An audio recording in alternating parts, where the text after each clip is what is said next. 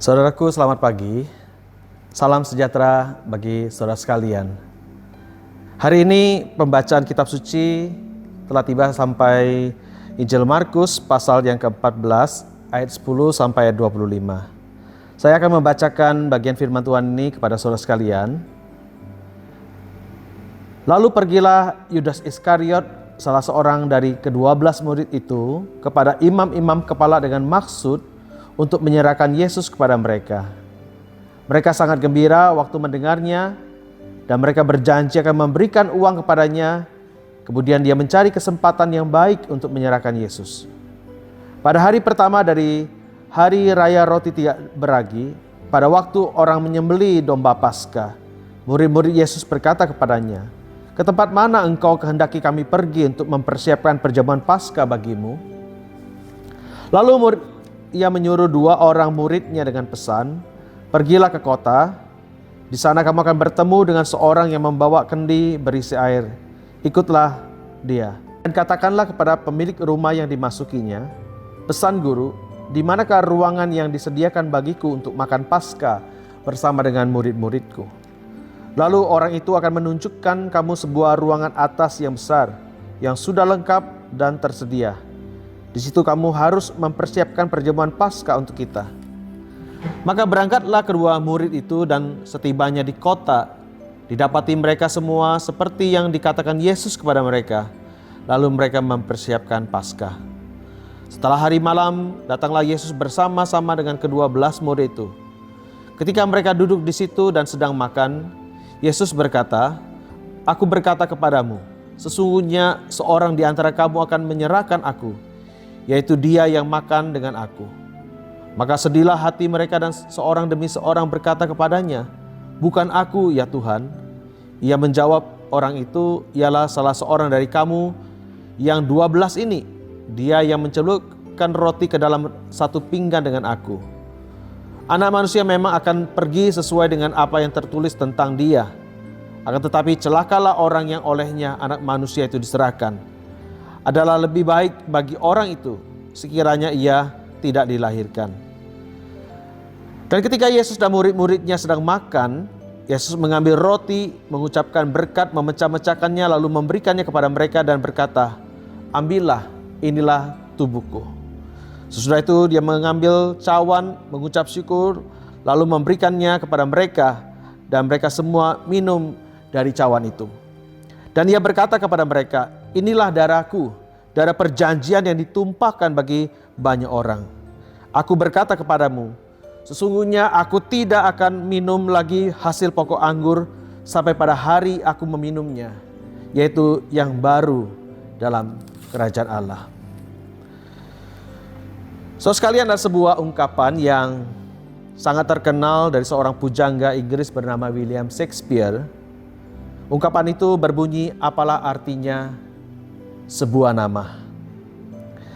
Bagi sebagian orang, nama merupakan satu hal yang penting. Begitu pentingnya sebuah nama, maka orang tua mencari dan memilih nama-nama yang bagus dan yang mempunyai arti yang baik buat anak-anak mereka. Karena mereka berharap hidup anak-anak mereka sesuai dengan nama yang disandangnya. Tetapi permisi tanya, sebagai orang Kristen, seandainya saudara menjadi orang tua, apakah saudara akan memberi nama Yudas bagi anak laki-laki saudara? Saya yakin bahwa saudara tidak akan menamai anak laki saudara dengan nama Yudas. Saudara tentu akan memilih nama yang lain. Nama anak laki-laki bagi saudara, mungkin saudara akan beri nama Petrus, Yohanes, Yakobus, dan sebagainya. Mengapa orang tidak mau memberi nama anak lelaki mereka Yudas? Oleh karena apa, saudara sekalian? Oleh karena nama Yudas seringkali diasosiasikan atau dikaitkan dengan Yudas Iskariot, salah seorang murid dari Tuhan Yesus yang mengkhianati dia. Padahal di dalam perjanjian baru, nama Yudas adalah nama yang umum. Nama Yudas memiliki arti yang baik. Bahkan salah seorang penulis perjanjian baru, ada seorang yang bernama Yudas. Ada yang mengatakan bahwa Yudas adalah nama Yunani untuk Yehuda, yang artinya terpujilah Tuhan. Namun mungkin karena orang mengaitkan nama Yudas dengan Yudas Iskariot yang mengkhianati Tuhan Yesus, maka nama ini kemudian tidak dipakai. Memang sangat disayangkan nama Yudas dari Iskariot ini punya arti yang baik, namun hidupnya tidak sesuai dengan nama yang disandangnya. Kalau Maria, sebagaimana perkataan Tuhan Yesus dalam Injil Markus pasal 14 ayat 9 mengatakan, sesungguhnya di mana saja Injil diberitakan, apa yang dilakukan oleh Maria ini akan disebut juga untuk mengingat dia.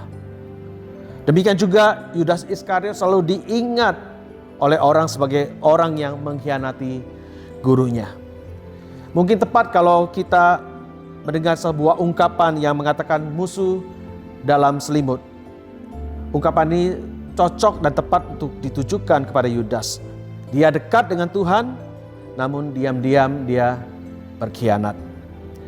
Suku yang terkasih dalam Tuhan, kita tahu Yudas mengikuti Tuhan dan hidup bersama dengan Tuhan kira-kira 3,5 tahun lamanya.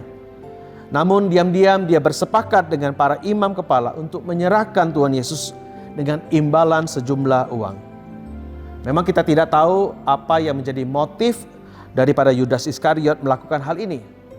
Mungkin ada unsur kecintaan Yudas terhadap uang. Apa yang dicatat dalam Injil Matius pasal 26 ayat 15 menunjukkan bahwa Yudas Iskariot pergi kepada imam-imam kepala dan berkata, apa yang kamu hendak berikan kepadaku supaya aku menyerahkannya kepada kamu. Demikian juga kalau kita memperhatikan Injil Yohanes pasal 12 ayat yang ke-6 memberitahukan kepada kita bahwa Yudas adalah seorang pencuri. Dia sering mengambil uang kas yang dipegangnya. Jadi kita bisa melihat bahwa Yudas ini menilai uang jauh lebih bernilai daripada Tuhan Yesus sendiri. Bisa jadi kita juga melihat ada selain motif kecintaan akan uang, ada motif politik. Yaitu bahwa Tuhan Yesus tidak seperti yang Yudas bayangkan dan harapkan. Tetapi terlepas daripada semua motif ini, yang jelas kalau kita membaca Injil Lukas pasal 22 ayat 3, di situ dikatakan bahwa iblis telah masuk ke dalam Yudas, lalu pergilah Yudas kepada imam-imam besar. Saudara terkasih dalam Tuhan, barangkali saudara bertanya bagaimana mungkin iblis bisa masuk atau merasuki Yudas? Bukankah Yudas itu seorang murid Tuhan? Bukankah Yudas itu hidup bersama dengan Tuhan, melayani Tuhan? Saudara terkasih dalam Tuhan, memang betul Yudas itu mengikuti Tuhan, hidup bersama dengan Tuhan. Tetapi dia mengikuti Tuhan secara lahiriah saja, tetapi hatinya jauh dari Tuhan. Dengan kata lain, sebenarnya Yudas bukan murid Tuhan yang sejati atau bukan orang Kristen yang sejati. Dia hanya mengikuti Tuhan secara lahiriah, tapi tidak sungguh-sungguh mengikut Tuhan, tidak sungguh-sungguh percaya dan mengasihi Tuhan. Saudaraku yang terkasih dalam Tuhan, selama 3,5 tahun hidup bersama dengan Tuhan, ada begitu banyak kesempatan yang Tuhan berikan dan juga banyak anugerah yang Tuhan berikan kepada Yudas untuk datang kepada Tuhan di dalam pertobatan. Tetapi kesempatan ini tidak digunakan oleh Yudas. Justru kita melihat kitab suci mengatakan iblis masuk ke dalam Yudas, merasukinya, sehingga dia dengan sadar kemudian datang kepada imam-imam kepala untuk menyerahkan atau menjual gurunya. Saudara yang terkasih dalam Tuhan, apa yang diperbuat oleh Yudas adalah pilihan pribadi Yudas dan tanggung jawab pribadinya. Sebab kesempatan telah diberikan oleh Tuhan kepada Yudas dengan Yudas dipanggil menjadi murid, hidup bersama dengan Tuhan kira-kira 3,5 tahun lamanya, telah mendengarkan pengajaran Tuhan yang penuh dengan kuasa, menyaksikan perbuatan-perbuatan Tuhan yang ajaib dengan melakukan begitu banyak mujizat. Tetapi kesempatan itu diabaikan. Pengalaman hidup bersama Tuhan 3,5 tahun tidak membawa Yudas hidup beriman sungguh-sungguh kepada Tuhan. Dan apa yang dilakukan Yudas dengan mengkhianati Tuhan tidak bertepuk sebelah tangan. Tawaran Yudas disambut dengan gembira oleh para pemimpin agama pada waktu itu. Mereka tidak perlu bersusah payah untuk mencari jalan untuk menangkap dan membunuh Tuhan Yesus dengan tipu muslihat sebagaimana yang dicatat dalam Markus pasal 14 ayat 1. Sebab sekarang muridnya sendiri Dia akan mencari kesempatan yang baik untuk menyerahkan gurunya. Sungguh ironis bukan? Tuhan Yesus mengasihi Yudas, memberikan kesempatan bagi Yudas untuk menjadi muridnya, hidup bersamanya, mendengarkan pengajarannya yang agung, melihat kuasanya yang luar biasa dengan melakukan banyak sekali mujizat. Namun Yudas dengan tega mengkhianati gurunya. Apa yang diperbuat oleh Yudas ini bertolak belakang dengan apa yang dilakukan oleh seorang perempuan bernama Maria. Kalau saudara memperhatikan Markus pasal 14 ayat 10 sampai 25 dan juga saudara memperhatikan perikop sebelumnya, maka kita bisa melihat bahwa penulis Injil Markus ini menempatkan peristiwa Yudas mengkhianati Tuhan Yesus setelah kisah Yesus diurapi oleh Maria di Betania.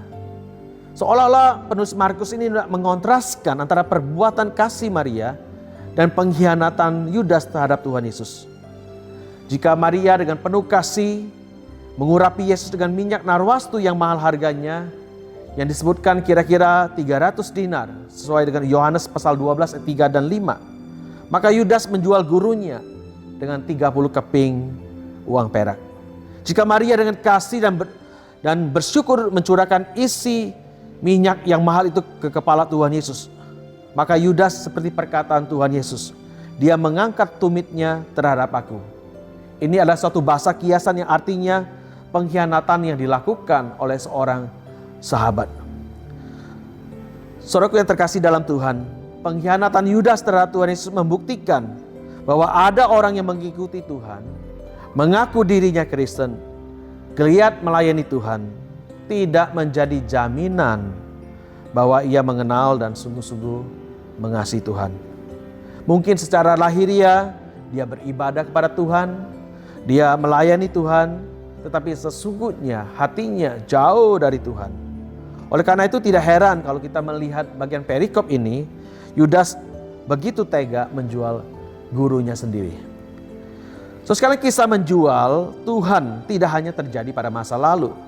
Pada masa kini pun tidak sedikit orang yang mengaku Kristen juga mengkhianati Tuhan, menjual Tuhan demi sesuatu. Ada yang demi jodoh, ada yang demi popularitas, ada yang demi kebutuhan hidup, ada yang demi pekerjaan, pangkat atau jabatan, dan masih banyak alasan yang lain. Dan melalui kisah pengkhianatan Yudas ini kita juga bisa belajar untuk tidak sekedar mengaku percaya dan mengaku menjadi murid Kristus, tetapi kita sungguh-sungguh mengaku dari hati kita, dengan mulut kita, bahwa Yesus adalah Tuhan dan Juru Selamat kita. Dan kita bertumbuh dalam iman dan hidup mengasihi Dia. Jika tidak demikian sekalian, maka sesungguhnya kita bukanlah murid Kristus yang sejati. Seorang murid Kristus yang sejati betul-betul memahami konsekuensi dari panggilannya dan mempunyai ketetapan hati untuk tidak ditarik atau diselewengkan dari panggilan hidupnya untuk melayani Tuhan dan mengikuti Tuhan.